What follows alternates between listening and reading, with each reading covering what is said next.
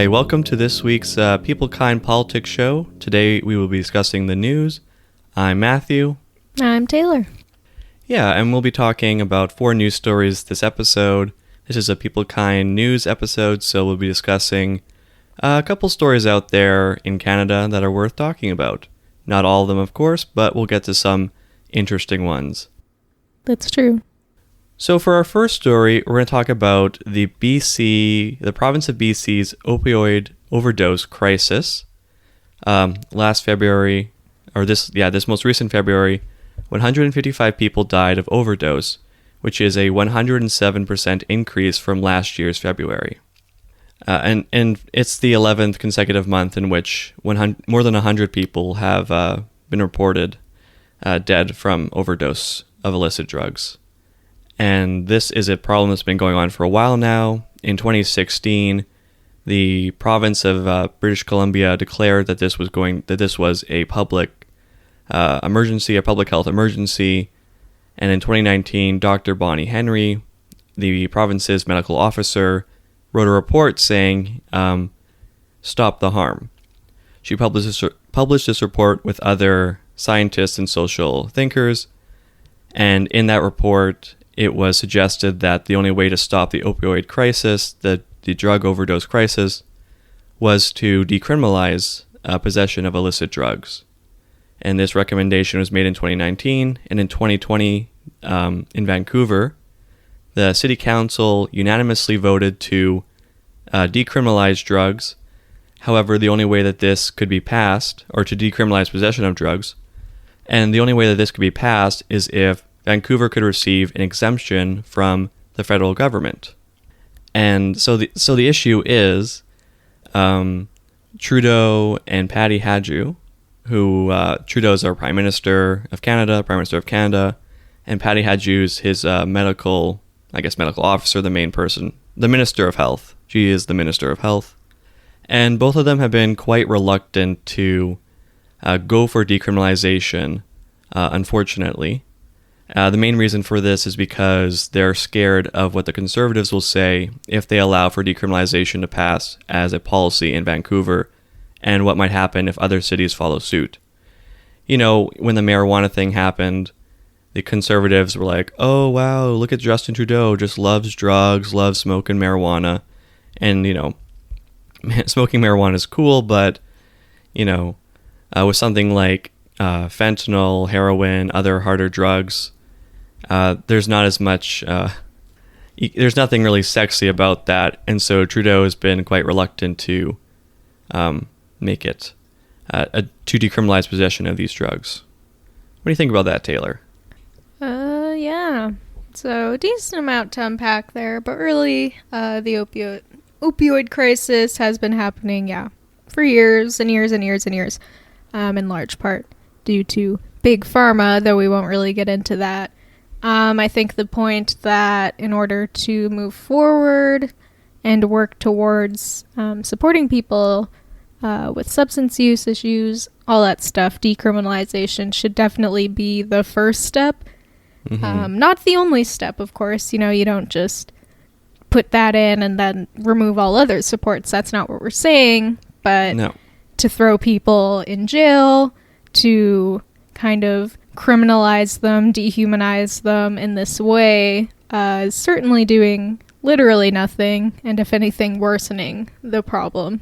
So, decriminalization should be what we're aiming for. And Trudeau, Liberal government, I'm not surprised to see that they aren't really going for it, considering they want that sweet majority. Yeah, Trudeau's more worried about the election than doing right by the people of Canada, which is not a surprise. Yeah. And, you know, there's a lot of social research that's been done, and, you know, along with the report that Dr. Bonnie Henry released in 2019, decriminalization is inarguably the best approach. However, with reactionaries in the Conservative Party and a lot of misunderstandings and fears and stigmas, prejudices, it's not the easiest political thing to work through, even if on a scientific and social science and just humanistic perspective, it's the right and only approach to take in dealing with this crisis. Right. And yeah. Even with things like safe injection sites, the response you get, often not from just conservatives, but, your average person who's like, oh, well, you open safe injection sites. What's stopping me from going over there and shooting up? Which, like, literally that would never happen. But that's the direction the critique always goes, and it's like, oh, well, if you decriminalize something, if you make it more accessible, if you make it more safe for whatever reason, more people are going to do it, and we just have not seen that ever. So yeah, it's fear-mongering, it's reactionary, and it's killing people. These policies are not helping anyone. With the criminalization comes a stigma, and so people suffering with illicit drug use, they're not so keen on getting help. They're not so keen on, getting support because of their status as, well, essentially criminals for just having an issue that they cannot control. Yeah. And I mean, not even so much that, well, not that they're not keen, but either when they have tried to reach out for help, assistance, support, whatever it may be from the professionals in their lives, doctors, therapists, whoever, drug use is just very much stigmatized and seen as a you problem, when really it's anything but that, and for somebody to be reaching out, period, shows they're already in a place where they're trying to make that change. It's just not something they can do on their own. So when they have reached out before and kind of been shit on by the media, by professionals, by everyone around them, by movies, depictions, and television shows. Totally, yeah. And just general public opinion, why would you put yourself in that position again to where you're vulnerable to receive that kind of hatred and just general, not good stuff. So decriminalization, I think, would definitely help in terms of destigmatizing things because, again, it's separating that criminal undertone that we often see regarded when we're thinking about drug users. Yeah, and like drug possession and drug use is different from, drug trafficking and whatnot. And also, drug trafficking, the reason why that exists is because it is an unregulated commodity because of prohibition laws on the books. If this was a regulated commodity, you could first of all make it safer. You could, it would be like alcohol, people do struggle with alcohol abuse, of course. But it's not the same issue as struggling with a fentanyl, heroin, harder drug addiction. Yeah. There's more sympathy from people. It's more socially understood. And it's not like you're going to go to your LC and pick up, a bottle of vodka and where it says 40%, it's actually 99%, yeah. You would first of all taste that pretty quick right away, but... Yes. Yeah, I think that's the biggest distinction to be made in terms of, you're an alcoholic. I wouldn't say, in some degrees it's more acceptable, but I think all addicts are kind of, and even using the term addict, right? We tried to use substance user or whatever it may be, just because that kind of defines them. But sorry about my language. No, I'm not as at all. woke as Taylor. Myself too. And it's always changing with that kind of thing, right? But I think the big thing with alcoholism, like you said, at least, you go to the store, you see the label, you know what you're getting. Whereas with a lot of these overdoses, especially, you introduce, because, there's just meth and heroin, and then you introduce fentanyl and carfentanil, which is like a single tiny grain, smaller than a grain of rice, can kill you. And you don't know what you're getting, really. So it's just, the fact that there isn't really an alternative for anybody to use or access. It's just the street. You never know what you're going to get. And if the next time you use, it could be something that kills you.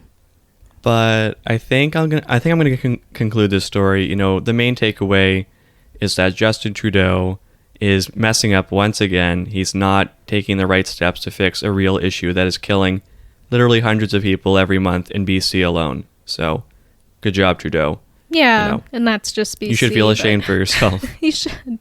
That's just BC, but everywhere, the entire country, people use drugs. They will continue to use drugs, and as long as it is criminalized, that will lead to more deaths. And yeah, he's making it, I don't even know. Yeah, I guess it really is that he wants that majority. He doesn't want to ruffle any feathers, so he's like, oh, we just need more mental health support and this and that. But it's like, that's what that's what some provinces have been doing. Here in Manitoba, not so much. But even with those base supports, if you're still throwing people in jail, if you're still criminalizing them and dehumanizing them, you're not really getting anywhere. So, yeah. Some news came out recently, about stuff, but before we get into that, I want you to go back to 2018.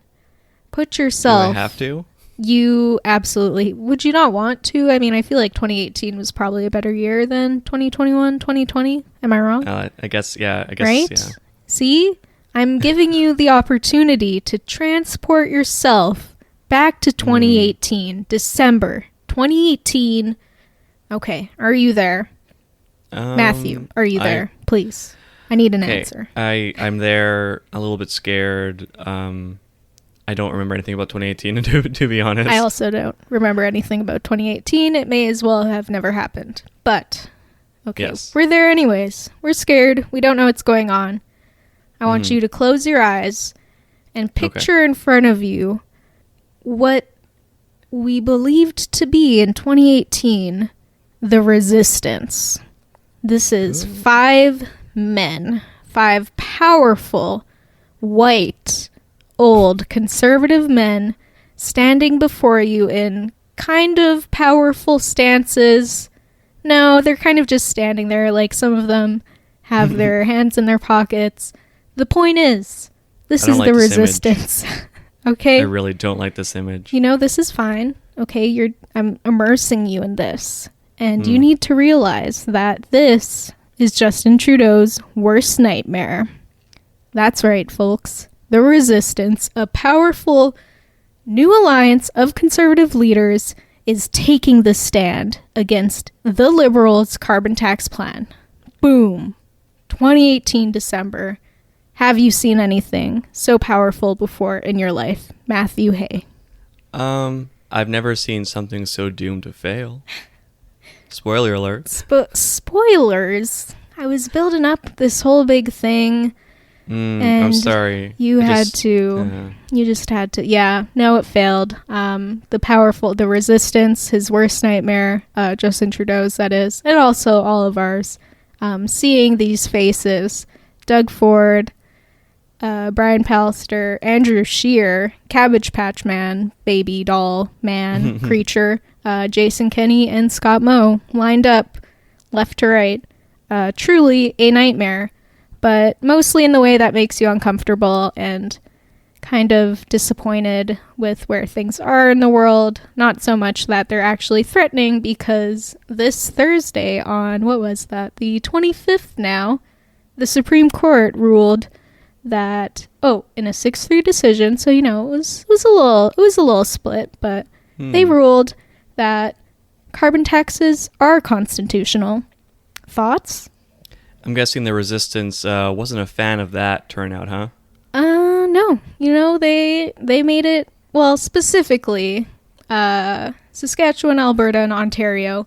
So that is Moe, Kenny, and Doug Ford, our good boy, Doug Ford, the most uncomfortable looking on this cover. Again, this is the Maclean's cover, December 2018. Absolutely Google it.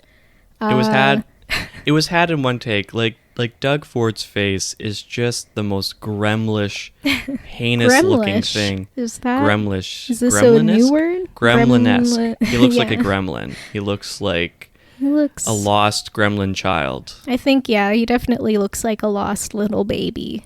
Like, he's kind of, like, everyone else is trying to look pretty serious. Scheer, he was a guy. He was there. And Doug Ford, though, he looks like he is trying not to smile. Like, maybe he's a baby and, like, somebody is holding up one of those toys behind the camera and, like, look over here, Doug. Look, he's not laughing. He's not finding it funny.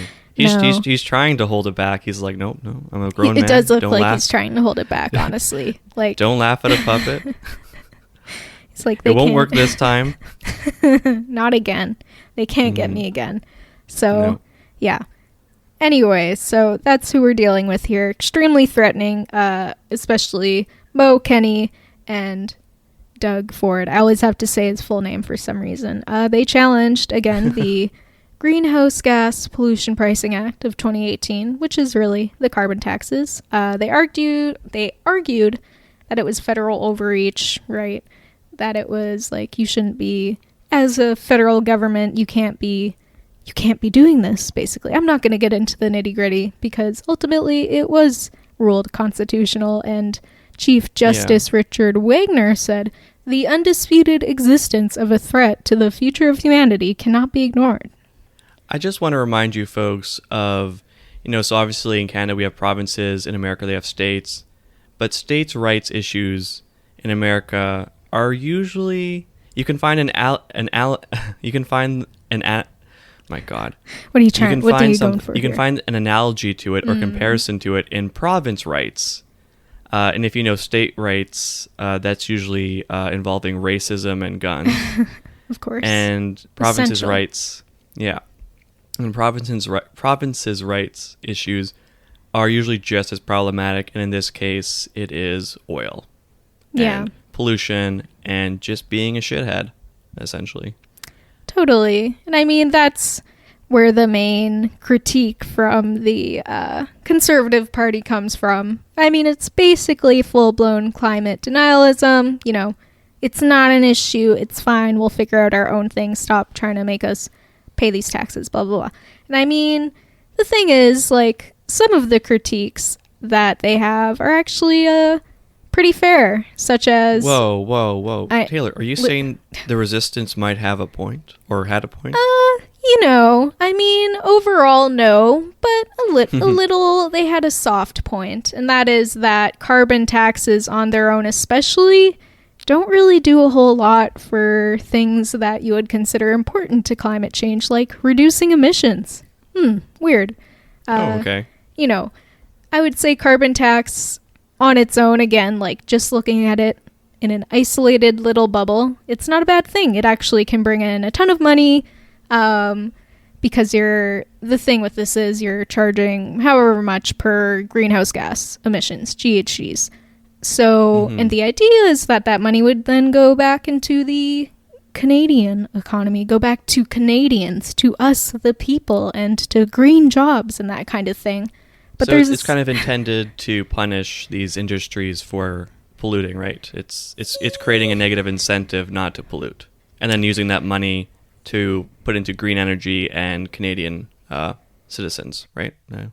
The idea is, I mean, what you said is pretty accurate. I feel like that's a generous way to look at it, because really, with carbon taxes, you do have giants such as ExxonMobil backing them up and being like, yeah, man, this is a great policy. I love it. Love to see it. And when you see that, you should be very concerned how effective that policy actually is, what kind of, if any, impact it really has on these giants. And I would say it really doesn't, because there's too many loopholes within the actual carbon tax itself. Again, it's the implementation that's the main issue. Yeah, I would say so. Like, I mean, a carbon tax shouldn't be your only approach to tackling climate change, for sure. But even as an approach, like, the way it's just too neoliberal and individualistic, and it doesn't really, it's like, it's pretty much, it doesn't mean anything to these huge companies. Like, it's so inconsequential to them, essentially. And again, the policy itself doesn't actually regulate emissions. It just assigns a price to them that's based on, like, the quote-unquote social cost of carbon, which is pretty much entirely arbitrary, and it just really, again, doesn't reduce emissions. It doesn't really cost these huge corporate giants anything in the long run, and there are a ton of, like, loopholes that they can go through, such as in Alberta, all fuel consumed by conventional oil and gas producers is exempt until 2023 under the carbon tax plan. And this is what Kenny is like fighting against, right? So even for them, they're like, we just literally want nothing to do with it. But even that is super generous to them. Yeah. Yeah, I'm not trying to come to the defense of the carbon tax. I'm just trying to play a little devil's advocate, I'm just trying to understand. Totally. But yeah, I agree. And I think, the idea of climate change or climate protection or environmental protection, a lot of these issues are addressed through individual change and consumer modes, like not using plastic straws, using less plastic bags, using reusable bags, using less water, using less heat. Citizens regulating their behavior, regulating their behavior in order to help the environment, which is good. I will say it's good, but the main issue is that it is not complete, not even close to what needs to be done. And I feel like for some people, it's kind of a feel-good thing, like the aesthetics of environmental concern or change, or it's more of a style or something they can feel good about. Whereas for other people, they actually do think they are making a change, and it's they're not. I mean, it's important to do. It's good to do this. Just that the changes that their effect on the world is quite minimal. And if you think in individualistic terms all the time about these big problems, then you're not going to make any great change in the world. Yeah, totally. I think you summed that up pretty well, and just especially looking at something like the climate crisis. It's not that we really love plastic bags and straws and, I don't know, leaving the tap on while you're brushing your teeth. That's not really what's contributing to the climate crisis we're in right now. I mean, sure, it's a little small thing, and if you can make those changes, for sure, do that. Yeah, I only shower once a week. Of course. Brush my teeth twice a month. Legendary. No, I'm doing my part. You know what? Yeah. And everybody should be like you. That is incredible. You are a climate justice warrior. God bless. Thanks. But, thank you. Yeah, the problem, I mean, you summed it up pretty well. Yeah. Like, it's not individual. The climate crisis we're in isn't because of individual actions. It's because, there's 100 companies that contribute to 70% of all greenhouse gas emissions. And that is going to continue to happen unless we hold them accountable. And really, if you think about it, capitalism, continued growth, and really, just growth on a planet where we don't have infinite resources is not compatible. And we are certainly starting to see that. So we need to be aware of that and really understand that it's these huge giants that are majorly contributing to the death of our planet, and not us, using a straw every now and then. Yeah, that's right, folks. Go wild on that plastic. Well, I mean... Okay, I won't... I know Taylor literally just made that joke 5 minutes ago, but... I know, but it's a good joke. No. Yeah. I had to say it twice. Individual change is important, but it's okay. It should be done. If it amounts, if everyone starts changing the way they live their lives, there will be an impact. Yeah. But more important than this is changing the way that our society is run, the corporations that take advantage of these loopholes and that dump out so much emissions and pollution and yeah.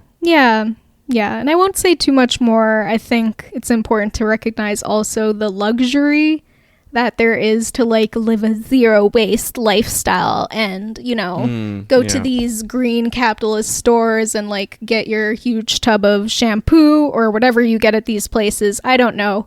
And also how important it is to recognize that really the most severe impacts of climate change are on communities of color and the global south, and they're the ones that really face the consequences. So as fun as it is to make those individual changes, and it is important too to reduce our individual footprint, but in the grand scheme of things, that's not really what we should be working towards. Yeah. Yeah, and again, the carbon tax itself isn't a bad thing. It's just how it's executed and how it's kind of, that's the dialogue we're having around climate change, when really it should be much broader and much more critical of those huge companies instead of just, I want to tax or I don't want to tax. And most Canadians do want to tax also. There was a server from Clean Prosperity Ontario that found was a survey? What did I say? Survey? Server? You said server. Not that one. A survey that was done by Clean Prosperity Ontario found that all Ontarians, 2/3 of them, in fact, and 2/3 of PC voters support a federal carbon tax that returns the proceeds to Canadians. So look at that. People are pretty much on board. But again, this is a low bar. We could go much further, and we should go much further. So yeah. And also, if you are curious and learning more about just the carbon tax and what is mostly bad about it, but also just learning more about it in general, I would really recommend reading The Leftist Case Against the Carbon Tax in Briar Patch magazine by James Wilt. So check it out if you're interested. It's a good article, folks. It is. But yeah, that's my bit, I think.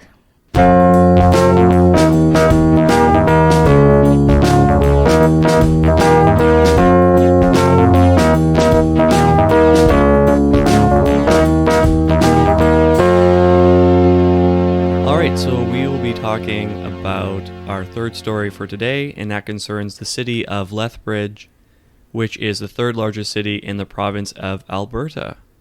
And they are having some problems with their police department. We're going to go over a couple of those problems.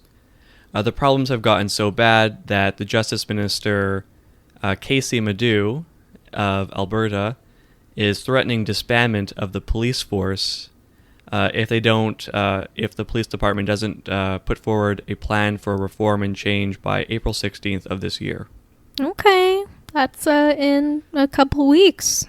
All right. The deadline's approaching. At the police department, they're shooting back Monster Energy, Red Bull. They're brainstorming. They've got things on the wall. They're like, how do we be not racist and stupid and terrible? I was going to say, I hope that this is made public. I really want, but it's going to be full of bullshit. We're gonna train our members to not be pieces of shit. Good luck with that, buddy. But yeah. I'll let you get into it. Yeah, and to be clear, I think that the threat by Casey Madhu is more rhetorical than anything, because of the Lethbridge Police Services. I'll just say the LPS. Because of the LPS's problems have become so viral and known, Madhu's probably feeling the heat, and he wants to make it known that he's taking these issues seriously. But to the idea of actual disbandment, I have my doubts. And I'm sure that they'll put forward a shitty plan, and it will be accepted, because this is Alberta we're talking about, so don't keep your hopes up.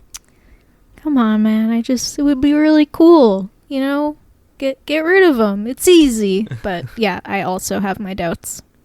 Yeah, I definitely think it's a rhetorical move. Mm-hmm. So the first story is from 2017. An officer showed up on the scene at 10:30 at night. A deer had been struck on the road, and he comes up in his truck. He's, according to Claire Theobald, writing in the Edmonton Star, he is armed to the teeth.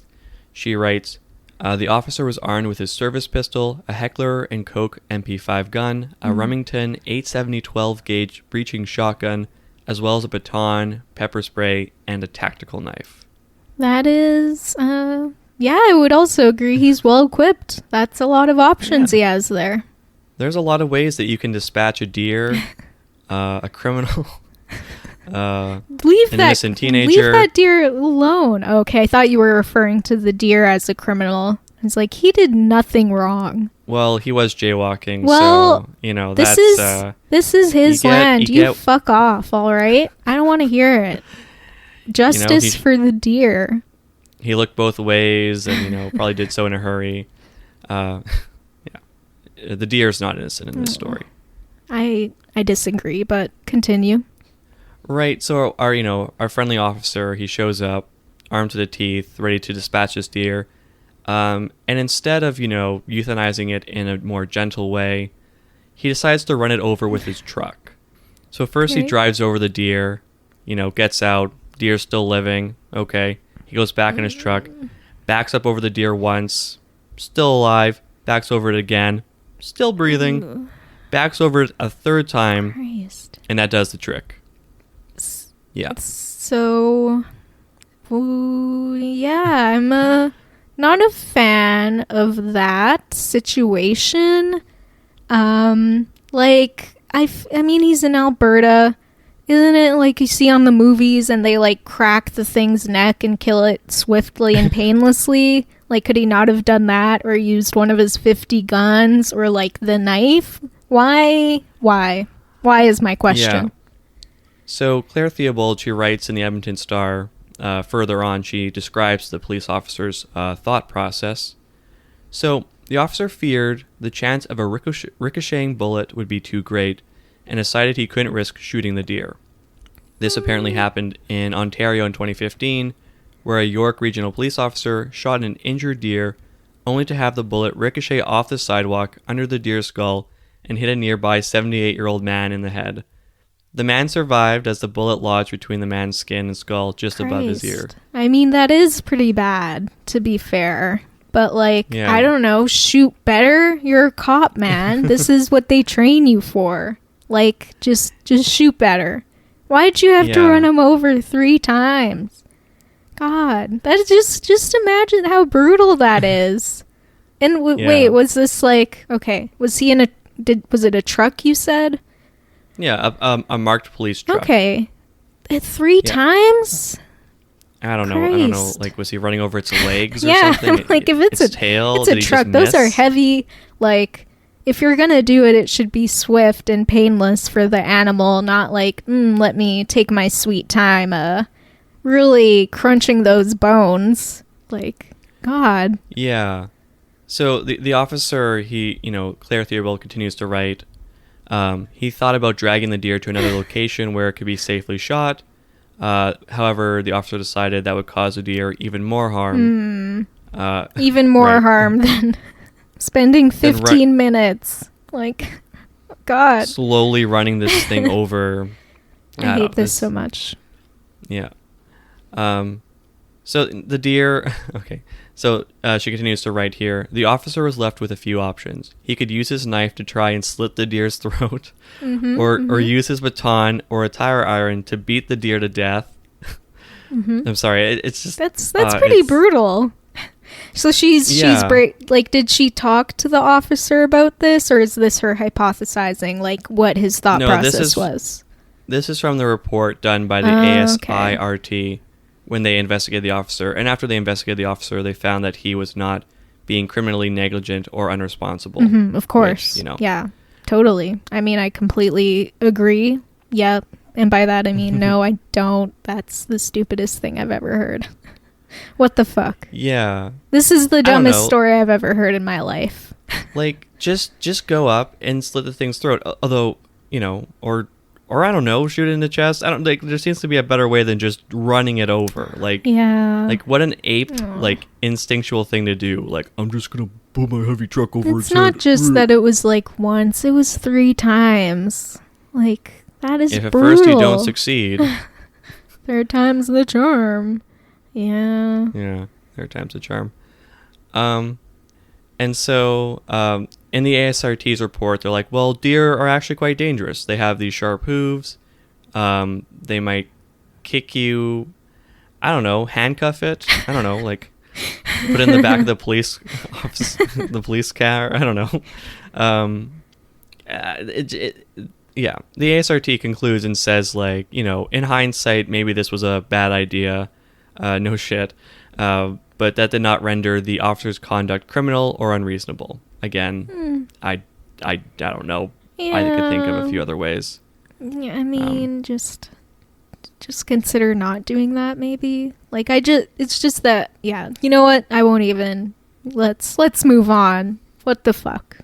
So that's not the only problems that this department has had. Last May, one of the officers from Lethbridge Police Services arrested a stormtrooper. Now, to those who aren't in the know, a stormtrooper is part of the Galactic Empire in the Star Wars franchise film. They're the guys in those white suit things. Yes, very descriptive. Thank you. White suit things. They're like big plastic. I think kind if of, you say the they're white iconic. suit If you thing, don't, well, iconic. Yeah. I mean, we're talking about Star Wars here, but you know, if you say white suit thing, that's what it took for me. I was like, yes, okay. those things. I remember now, because I'm not a nerd, and my life isn't defined by a child's. I don't even know what to call it. What? Wow, just shitting all over Star Wars fans. Okay, Taylor's cool. Taylor here, you know. Yeah. I just only mature. I don't watch that nerd shit. No, I don't. Yeah. Well, apparently these officers didn't like it either because they arrested her on sight. They were called to the scene by like a bystander. Wait, so what she? Like, okay, so she. This is a woman. Right. Okay. She's dressed up. What's the issue here? Is it just excuse, like you're calling the cops and you're like, I see this threat to humanity, this stormtrooper, is that who we are dealing with here? You know. Yeah, we're dealing with a member of the Imperial Galactic Empire. Yeah, and that's probably what they said on the phone, and the police were like, yes, I will respond immediately. And there they were. Is that accurate to say? It could be. I don't understand. So she's promoting this restaurant called Coca Vanilla Galactic Cantina, and it was May the 4th, and you know, Star Wars fans do that, you know, May the 4th thing, or May the 4th be with you. Yes. So, yeah. I'm thinking either we have a concerned citizen about the Galactic Empire, maybe we have an overzealous Trekkie, maybe we have I don't know. Is this like Star Wars, or Star Trek. I know what Star Trek is, Matthew. Okay. I don't need you. You said Trekkie as if you've never heard the word before. I know deeply about Trekkie, and Trekkie. No, I'm saying it like it's a noun, like it's a single person. You're saying it like it's a foreign language. The point is, that was absolutely not the case. You know, I feel like Star Trek fans are above calling the cops on a stormtrooper. That's what I'm trying to say. They're too mature for this. Yep. Yeah, as compared to the immature Star Wars fans. Exactly. Thank you. Yeah. If you're a Star Wars fan, fuck you. Keep this in, Matthew. Oh, wow. Okay. This is the one time when I'm directly insulting to not the audience, but cops, for example. And this is the one that Matthew's going to keep in. I'm calling it now. Fuck you if you're a Star Wars fan. Anyways. I mean, I'm not scared of Star Wars fans, you know. They make some baby comments on YouTube and stuff and dislike and harass and, you know, whatever. I can take that shit, but I'm scared of the mouse, you know. I'm scared of Mickey Mouse. Yeah, now Disney owns Star Wars. I thought you said the mouths, and I was deeply confused. Wow. But no. Okay. Anyways. Gaslighting. No, I said mouse. Okay. The House of Mouse. Okay, does the stormtrooper have a gun? That's what I need to know. Yes. Okay. She had an RPG, real one. That is false. She had a plastic laser rifle. So they arrest her. They push her down to the ground, handcuff her, take her into the car, take her off, and realize, I guess, that this is a stupid thing to do and a waste of money. So they're like, so you're not actually a stormtrooper? She's like, I'm 19 years old. I work at Galactic Cantina. We sell Yoda sodas. I don't know what you're talking about. And they pushed her onto the ground and like handcuffed her and shit. Yeah. Damn. Yeah, that is. Yeah, well, she was armed with a plastic rifle. Right, you know? of course. Excuse me. Yeah. What am I even saying? Jeez. So, you know, this was caught on camera. Pretty viral moment. Big oops. Big mistake. Pretty embarrassing, honestly. You know, like, even if you don't know what Star Wars is, I think you can piece together in your, like, little ape brain, like, maybe this is not a real gun. Maybe this is not a real... Yeah, I don't know. The fact that they went through, like, taking her in and tackling her to the ground and everything, pretty shitty. Though, I mean, nothing new for cops, but, like, seriously, she's in a fucking stormtrooper outfit. Like, what do you think you're gonna do? You think there aren't, like, hundreds of people around with cell phones who are definitely gonna post this on the internet and dunk on you after? Like, come on. Yeah. Maybe they just wanted an autograph from a real live stormtrooper. I mean, it's Their possible. fan excitement got a hold of them, you know. Yeah, I could see it. Okay. So there is a more serious... sorry, audio listeners. My house is starting to wake up now. My roommates are showering, clattering pans around, throwing parades, screaming. Typical roommate shit. So I apologize. Yeah, it's going to be loud. I'm sorry. Okay. I tried. You know, we don't have the money to rent out a studio to record. We are poor. No. But maybe not if you contribute to our Patreon, which doesn't exist yet, but maybe one day. That's right. Just making a savings account for us, pretend it's our Patreon, and then after a couple of years, you can give all the proceeds to us with the interest accrued. I mean, I wouldn't complain. I wouldn't complain either. So the last two incidents in the LPS saga of failure and embarrassment is... 2 officers were caught spying on an NDP environment minister for the province, Shannon Phillips. She was having a dinner. These 2 officers were spying on her. One of them followed her into the diner. Yeah, I think it's a diner. Yeah, she was at a diner. Okay. He follows her in there. He watches her. What? Takes pictures of her. And the reason why they're doing this is because the environment minister, Shannon Phillips, is proposing to restrict off-highway vehicle use at nearby wilderness areas. And they don't like that. They're both very avid off-highway drivers, so they're spying on her. I guess they're trying to, like, get some facts, get some ideas, like, ooh, like, maybe she, like, gets, like, when she orders a steak, she gets rare. You know, what a freak, you know. I don't know what they're trying to scoop. Is this not stalking? Is my question. Because this is in a public place, okay, but these are 2 officers deliberately going out of their way to monitor her while she eats dinner. Is that accurate? Yeah. I mean, that seemed kind of bad. Like, and this is just after hours espionage. This is just what they're just like, this is what we're doing tonight. Not a fan. No, it's pretty gross. It's stalking, it's harassing, it's using police resources for their own weird desires. Yeah, it's pretty gross. So one of the officers involved in this initial spying incident in 2017 is Constable Ken Woronuk. Sorry about your last name, but you suck, so.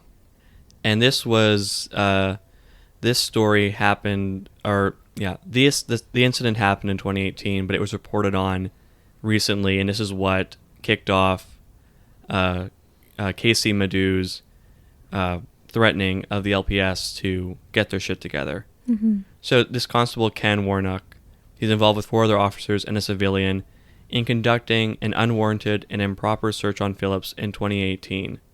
So they're going through databases, they're using police resources to spy on her, to see what she's up to, which is, you know, Shannon Phillips is not being investigated by the police. Right. These 4 officers are taking matters into their own hands, again, after hours espionage, and, you know, that's bad, right? You don't want police I'm pretty sure that. you're literally, like, not supposed to do that. I'm pretty sure. Like, there's rules against this kind of thing, you know? Not in Alberta. It's a lawless land. Clearly. Jesus. Yeah. So these 4 officers and a civilian, they formed what they called themselves, or they called themselves a Meme Militia. Okay, and these are the same men who were stalking. These are grown this men. MP. Yeah. Okay, got it. Yeah. So these 4 officers and a civilian who were stalking Shannon Phillips. Who is this civilian? He's just some rando? Like, I don't know who the civilian is. What is going on? Okay. Yeah. But they form a Meme Militia, and they share images and memes. Yeah. I don't know what to say more to that other than just to, I don't know, laugh, cringe. It's just not very cool. I don't know. Yeah, not very cool is, I would also say that. Mm-hmm. And this is coming from someone very versed in being uncool. So I can say, without a doubt, it's not cool. Yeah. It's just not cool. No. So the Meme Militia, they conduct their guerrilla warfare online. They're posting memes of the top brass and photoshopping their images or their heads onto images from Toy Story, the movie, Buzz Lightyear. Okay. Cowboy guy. All right. And then they're also sharing images of Phillips.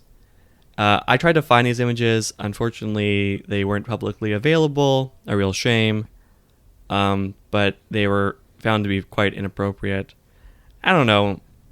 Them sharing images and stuff. I mean, I guess it would depend on the material, but it just seems like kind of stupid. Like, okay, good job, boys. Hanging out with my boys, Meme Militia, sending memes. I send memes. I don't make memes, but I send memes. Yeah. I mean, yes. Yeah. I mean, I don't make memes about like women I'm stalking and using police resources to I just no to all of this, I think.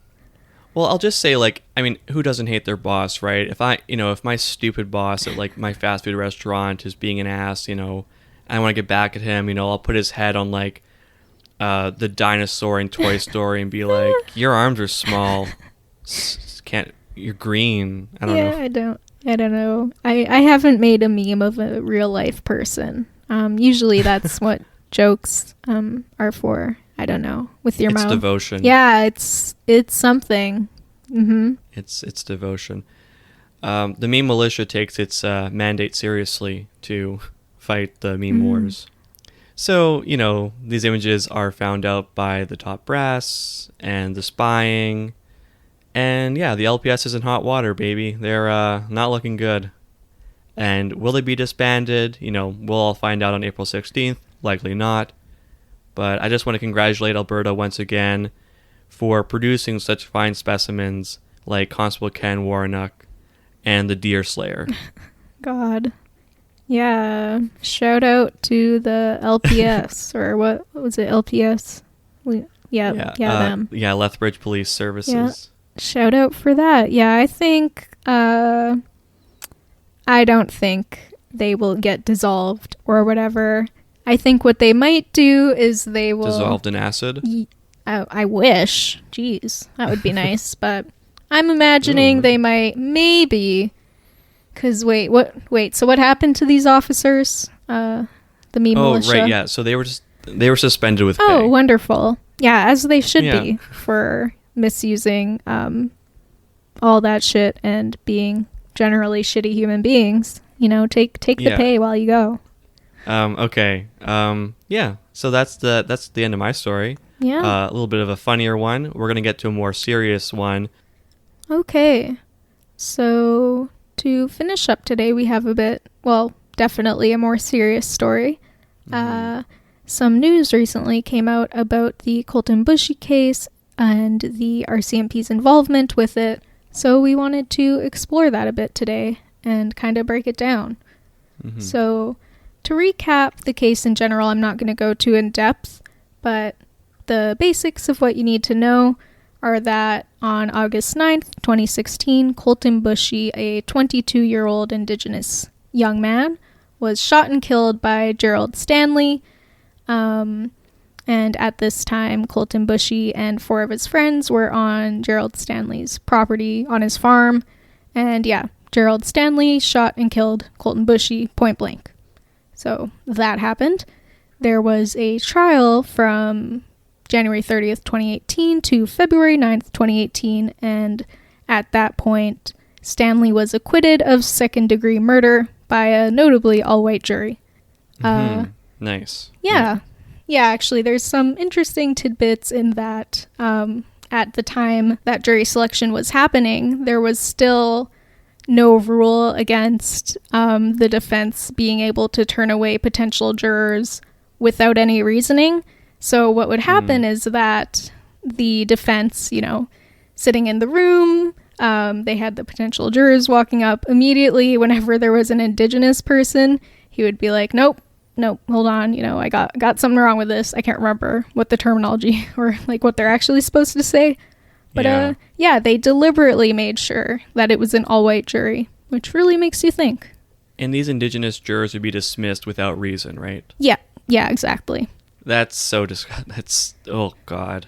Yeah, not great. Yeah. And, one of the definite tangible changes that did come from this trial is that they did change that, I think, in the past couple of years because of, that's pretty fucked up, especially in the context of this case. So that is something good that happened. It's unfortunate that it was that way at all and that it was this way in this case, but at least now, not so much. Yeah, and there's a lot to say about the case in general. It's really interesting. If you aren't familiar, or even if you are, I would really recommend We Will Stand Up. It's a documentary from an Indigenous perspective, going over from kind of just shortly after the incident had happened, following the family, following their journey through the trial, through advocating for him, for Colten Boushie, for Indigenous rights in general. And it's really good, I think. So you can find it on CBC Gem or the National Film Board of Canada, and I would really recommend it. Yeah, and if you read up on this story in the National Post or even the CBC, the story will usually be framed as Colten Boushie and his friends trespassing on Gerald Stanley's farm, and Gerald Stanley protecting his property and ostensibly his life, but that portrayal is quite problematic, and if you watch the documentary, it'll give you a much better perspective from the actual victims in this story. Exactly, yeah. So I would definitely recommend it if you haven't seen it yet. And in general, going into that philosophy of ownership, right? And just, anywhere you look online about this case, even if it is kind of framed as impartial, like somewhere on the CBC, if you go to those comments, you will not don't go to the comments. Don't go to the comments because there is some reprehensible shit. But if you want to really get a holistic view of the case, that documentary is a good place to go. So would recommend. But today we're not really talking about so much the case itself. We're talking about the Rcmp and their involvement in the case. So over, I think it was the past week, maybe the 22nd or the 23rd, that the Civilian Review and Complaints Commission for the Rcmp, which I'll just refer to as the CRCC from now on, they completed their public interest investigation related to the conduct of the Rcmp members involved in the investigation of the death of Colten Boushie. So that just came out recently, and it was spotless. It was completely... The Rcmp was cleared, totally fine, very cool what they did. Exactly, yeah. They were like, everything you did was correct to code, literally nothing went wrong, and A+, star, star, star. But no. No. No, unfortunately. And even with the CRCC, I will say I had some problems with it in that it's supposed to be an independent body reviewing this investigation, whatever, everything that happened. But I did still find it quite compassionate and, just not really any of the... compassionate towards the Rcmp. Yeah, compassionate and a little too understanding and... kind of, I don't know where I'm going with this. The point is... Well, basically, they're supposed to be an independent body, and, Yeah, it doesn't come across that way. And you can say the same... There. Yeah, you could say the same thing about most independent bodies that do review incidences like this, especially when we're looking at cops, which the Rcmp certainly are. But they did still find some pretty concerning things, even as a quote-unquote independent body, such as overall the initial investigation was bad, extremely bad for what you would expect of the Rcmp, stuff like protecting the crime scene and making sure all of the evidence is gathered and that none of it is contaminated. That wasn't really a thing. They also found that the Rcmp treated the family very poorly, especially Colten Boushie's mother, We'll get into that a bit more.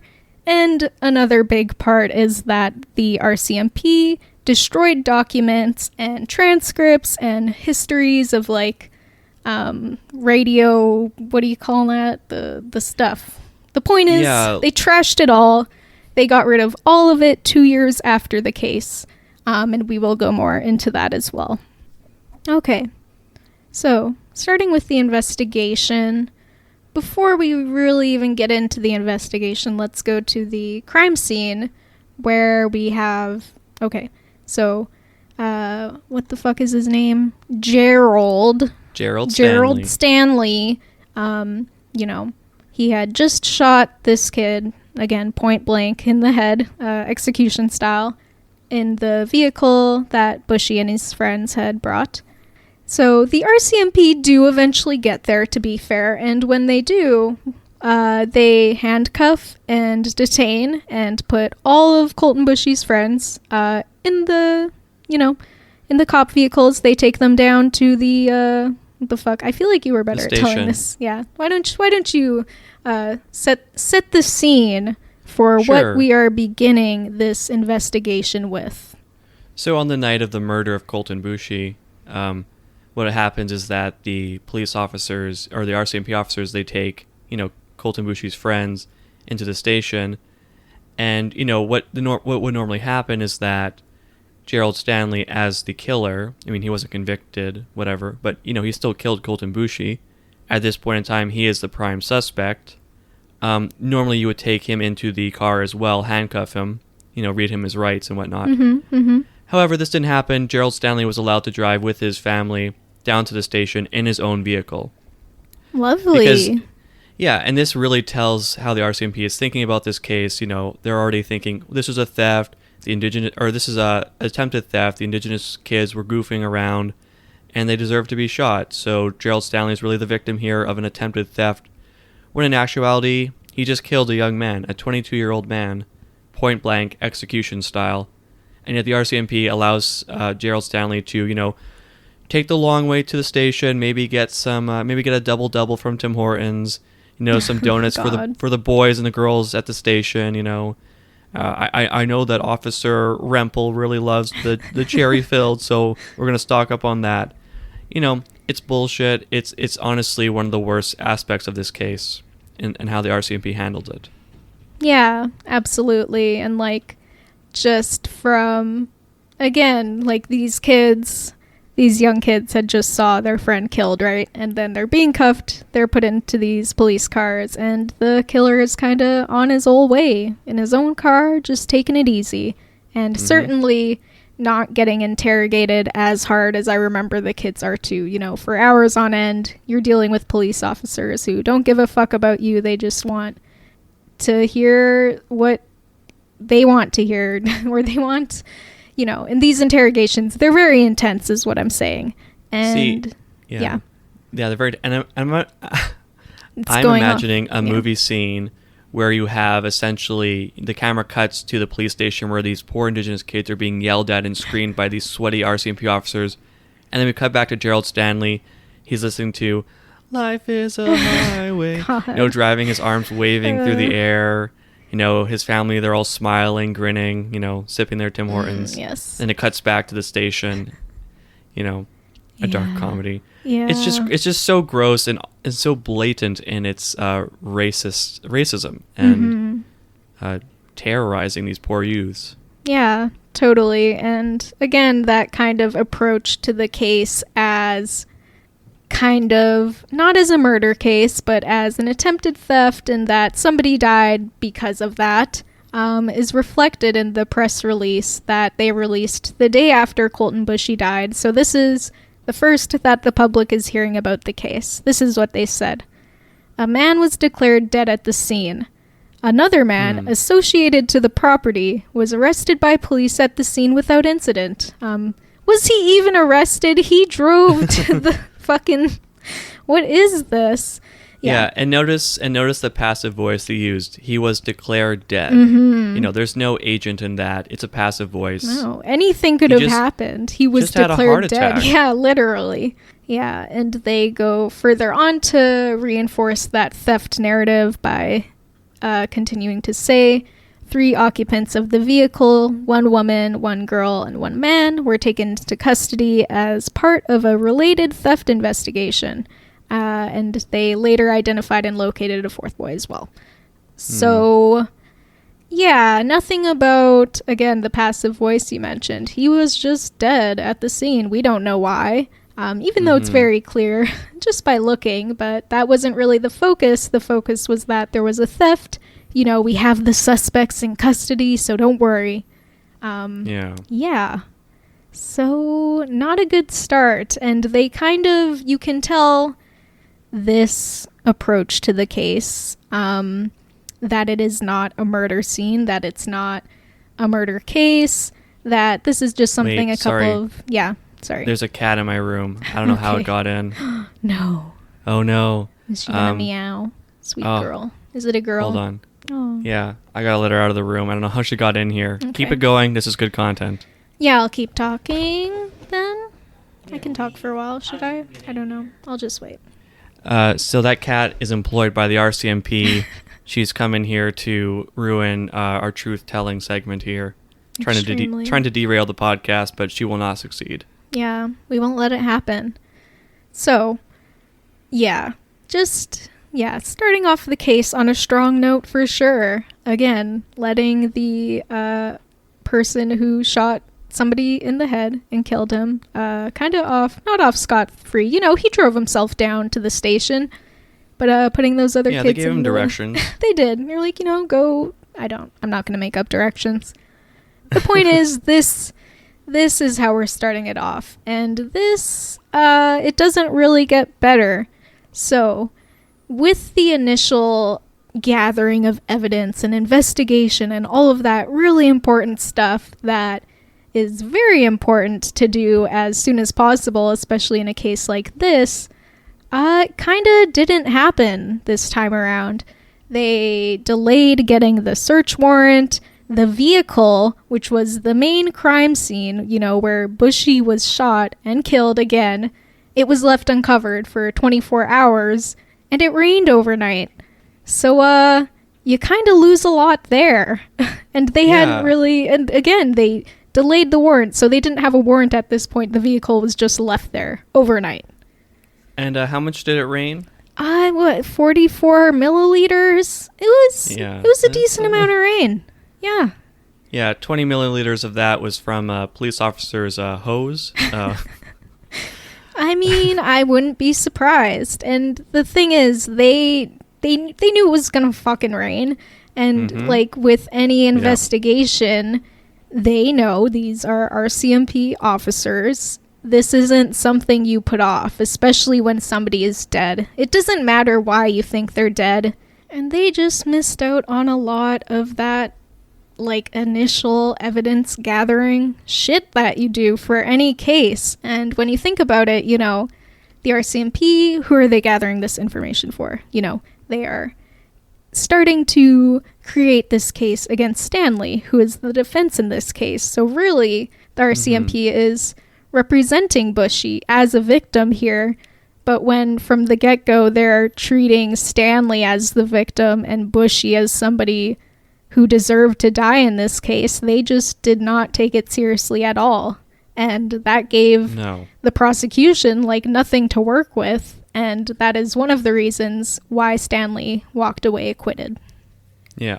Yeah. So, the real RCMP clearly didn't care. No. They cared about Stanley. They did. And that's about it. Yeah. That's about as far as it went. So, that was, the main concern with the gathering of the evidence, which is definitely a big one. Another thing that came out was that they were kind of, not just a bit, but very terrible to Bushy's mother. So, when anybody dies, it's up to usually the police to go to the next of kin and inform whoever that may be that, their family member died right? That's the thing you do. Yeah. So, it's the day Colten Boushie died.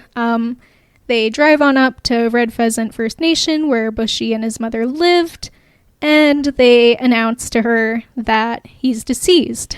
Obviously, she's devastated. This is her kid. So, that's probably one of the worst things that could ever happen to a parent. But in the same time... Yeah, of course. Awful. Yeah, and also... Another thing I should probably mention is that this isn't just like the typical, one or maybe two police officers showing up at the door and being like, I have some news for you. Your son is dead. I'm so sorry. This is like a fully equipped, I think 3 or 4 cop cars. They're all here at the same time because they decide that this is the time to do an investigation and search the home, because I guess Bushy was suspected of some things. One of them thought, he might have had a firearm in the house. So they also decide at this time, again, these are fully equipped RCMP officers. There's a ton of them. They're showing up at the door.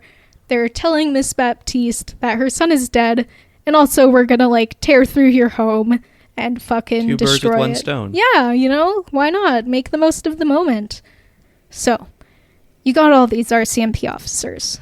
They told Miss Baptiste that her son is dead. Okay, your son's dead. You have a bunch of RCMP officers tearing through your home. That's a lot to deal with on its own. And I would say that exercising that warrant or whatever the fuck at this moment is inappropriate in and of itself, for sure. But, unfortunately, it doesn't end there. So, there's a couple of things here. Initially, kind of just walking up again, you just informed her son's dead. One of the RCMP members questioned Miss Baptiste, again, Colten Boushie's mom, about whether she had been drinking. Inappropriate, to say the least. Yeah.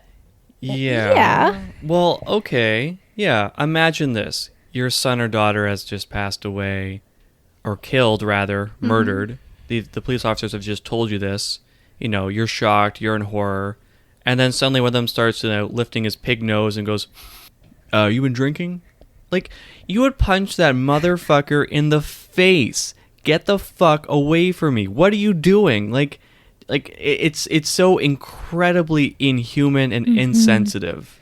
Yeah, it's outrageous. It's disgusting, and I hate it. Yeah, it is extremely bad. And it's not just that. They asked her if she'd been drinking. One or more RCMP members were also reported to have smelled her breath. So, again, this has no relevance to what's going on, first of all. This woman is in her home, literally just in her home. You're there to tell her that her son died. What does it matter if she's drunk? And maybe, but even if she was, and if you wanted to know, you'd think, okay, maybe they'll do a breathalyzer. No, they smell her breath. Yeah, I was just doing a joke there, but they actually do literally smell your breath. Yeah. How, it's gross. Disgusting. And again, throughout this entire experience, one of the officers is get it together to this woman who, again, was just told that her son has died and is now being harassed by, and I know you said, you just want to or you would punch them in the face, but for an Indigenous person, an Indigenous woman, that's not really an option here, right? So as much as you would want to, as angry, as much grief as you would be feeling, you're kind of trapped in that situation, and it's really shitty.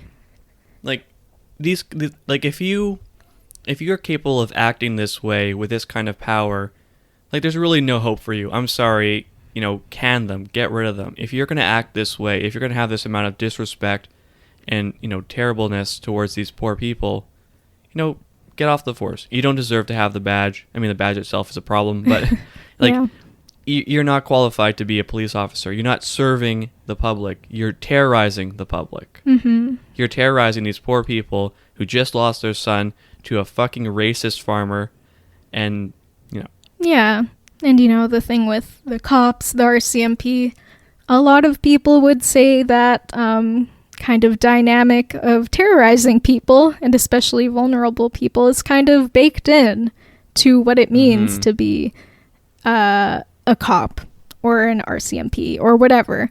You know, especially an RCMP officer. Yeah, because they deal with more rural areas. Yeah, for sure. But in general, you know, you think about the role of the RCMP, role of cops, you know, their role is ultimately to protect the state, period. And when they're like over-policing in poor neighborhoods, racialized neighborhoods, they're not there to protect you. They're there like driving around in circles waiting for you to fuck up or do something that looks mildly suspicious so they can put you away for it, right? So, I mean, yeah, these dudes should have been fired. I doubt they were. I mean, I didn't see anywhere in the CRCC. I don't think there were really any kinds of consequences. You know, we're going to have more cultural awareness training, but it's not that they need more training or that they don't know what they're doing. They're just really shitty people in powerful positions where those positions are validating the power they have, the power they believe they have over people, and their self-importance. So, yeah. Okay, so to wrap this all up, we're just going to talk about one more thing, which is related to the RCMP's document retention policies. So, every 2 years, the RCMP does this thing where kind of any kind of file related to a case is destroyed. So, that includes things like, you know, documents, history of correspondence, anything like that. If it hits that 2-year anniversary, it's in the trash. So, that happened in this case. And that 2-year anniversary is established like after the investigation is closed or once it's begun? I would think it's after the investigation was closed, yeah, because in this case it was February 13th, 2019 when they axed those documents for this specific case. Yeah. All right, yeah. Yeah. So, yeah. After the investigation, after all that, there's that 2-year limit and they trash it. So, this was kind of an issue with this case for a couple of reasons. One of them is that the CRCC's investigation was already ongoing. They had that contact with the RCMP, you know, back and forth. There's some communication there. And also that the family had a civil case going since 2016. So the year that Colten Boushie was killed, right? So there are 2 different investigations into this case that the RCMP knows about that would really benefit from having these documents. And they still got rid of them. But the RCMP wouldn't benefit, I'm guessing. You know, that would probably be an accurate assumption, I would think. Yeah. And it's pretty unfortunate, you know, their justification. Again, it's policy. You know, we gotta get rid of it. That's it. But, and also, I mean, it's worth asking why that's even a policy in the first place. Because, yeah, there's a lot of information that's kind of being tossed out on a regular basis. Yeah. And you'll have these defenders come up and be like, well, that's the policy. What can you do? There's nothing. It's the rules. It's written down. And it's, you know, shut the fuck up, you nerd. Yeah. There's more at stake than just, you know, this was a very important case. This was really significant. And like you said, there were 2 investigations running concurrently. The civil case with Colton's family and then the CRCC. So, you know, to shred those documents, yeah, sure, it's policy, but it's also incredibly suspicious. Yeah. Extremely so, yeah. And again, like with the 2 ongoing investigations that the RCMP knew about, those documents, that information would be very helpful to both of these things. So the fact that they got rid of it certainly doesn't look good. RCMP, you know, Royal Mounted Police, more like racist colonizer mounted police. Am I right? Yeah, that's a pretty good one. Not bad. Yeah. Thank you. Keep that one in. Yeah. All right. Good stuff. But yeah, that's pretty much all of the new information that came out from the CRCC. Again, really fucked up, really handled terribly, and it's not a mystery why. So I guess that will conclude our news stories. You know, maybe Taylor, we should do a little bit of a debrief. You know, we've gone over some fairly shocking stories. Do you have any more thoughts on, you know, what we discussed, or you got any more rants, any more hot takes to have before we close out this episode? I feel like I got my hot takes out there today. Hopefully, you know, ACAB for sure, forever and always, and yeah. ACAB, for those who don't know, all cops are bastards. Me and Taylor have a bit of a disagreement on this. You know, I think that you didn't know. Just to give everybody some background, Matthew didn't know what ACAB stood for until I think maybe a day ago. So, look, I'm not in the discourse. I'm just a normie. I'm just here. Yeah. Anyways, ACAB. But yeah, so I think this is actually an interesting point to get into because, you know, we've discussed some fairly stupid things committed by the police. And it's very fun to make fun of. There's a lot of idiots on the police force, but I think the real critique to make is against the institution itself. You know, it's fun to be like, you know, officer's stupid face did a stupid fucking thing. I mean, you know, and all cops are bastards. All cops suck. You know, it's not true. There are... No, it is true. But yeah, I mean, I think your critique of ACAB is that you think it isn't critiquing the system when it very much is intended on critiquing the system. No, yeah, I mean, that's your interpretation from just learning about the phrase a day ago. But people who say ACAB mean all cops are bastards explicitly because of the system, because of the systemic racism, because of that environment of kind of either participating directly in shitty behavior or just looking the other way when it happens. Okay. What allows that to happen. That's what ACAB is saying. That's a fair point. They mean. But I feel like a lot of people do get stuck on the individuals involved, and they do...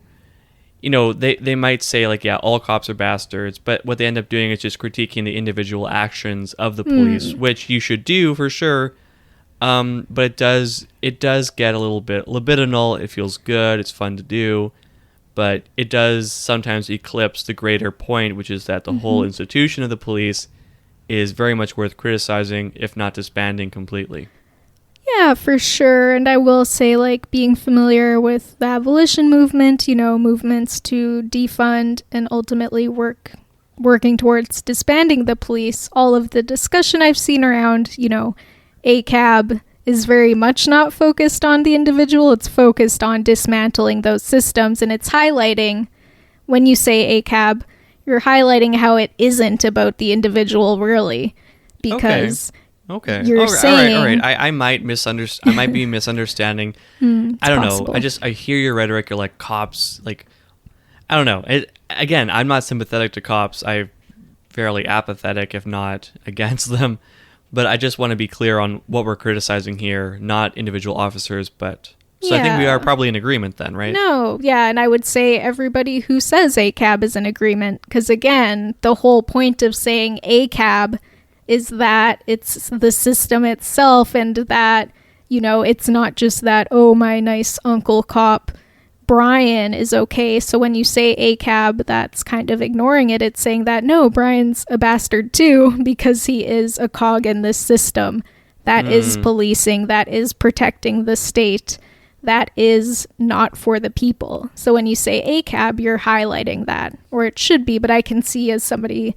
And, like, I think that's a critique often that is made as well by, like, the general media, or even critiques of the phrase defund the police. Wait, these are some slurs. These are some libel coming out here, calling me the general media. Well, how about it's like, that's what you initially take away from it, maybe, and what the general media takes away from it. Is not what it actually means, in the same way that people completely misunderstand defund the police. Though I would personally say, I mean, most people's problem with defund the police is what, they just want to get rid of the police now? And like, honestly, yes. Mm-hmm. But with defunding, I mean, you're focusing, or they're just saying, woo, woo, woo, you know, just kind of in bad faith, and also just a misunderstanding of what it's going for, which is with defund the police, you know, you are taking these funds from the police and putting them back into the community instead of spending like, you know, 30% of the entire city's budget on the police. Yeah. Yeah. And, you know, I don't know if I want to get into this story, but last year, you know, I was accosted by an individual wielding a knife on a bike.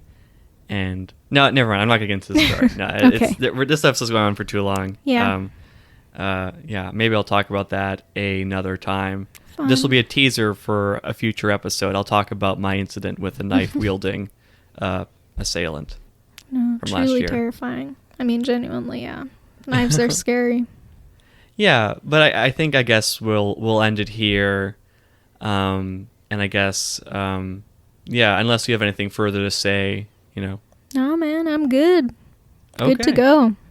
Yeah, me too. We had a good coverage here of the news, a little bit of discussion, a little bit of riffing, a little bit of joking around. You can find us at peoplekindpolitics.com. That's our website. We'll have links up to Spotify, Anchor, Apple Podcasts. We're also available on YouTube. You can find us at Peoplekind Politics. You can also find us on Twitter at PeepKindPolitic. And the reason why I chose that is because of I can only make my handle so long. Twitter fucking sucks again. On Instagram, you can find us at PeopleKindPolitics. That's one word. And on Facebook at PeopleKindPolitics. That's 2 words. Yeah. We'll post our episodes on our social media feeds, and yeah.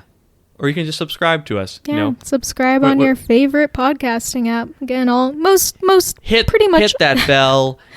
Well, there's touch no- that bell. Yeah. Subscribe. Just, smash that like well, button. All the links you need are on our website, really. Tell your family and friends that we are taking down the Canadian establishment, piece by piece. Totally. Next episode, yeah. Next episode we will be releasing. Next episode will be released next week, Tuesday. April That will be the 5th. 6th. Wait, no, 6th. Fuck. Nope. Next episode is April 6th, and we'll be discussing the life and times of Aaron O'Toole, the current leader of the Conservative Party here in Canada. Hell yeah.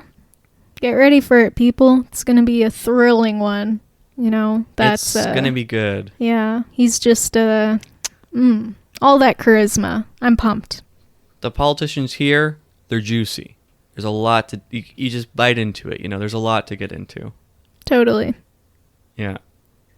Yeah. So yeah, thanks for listening. This has been your place for Canadian regurgitation.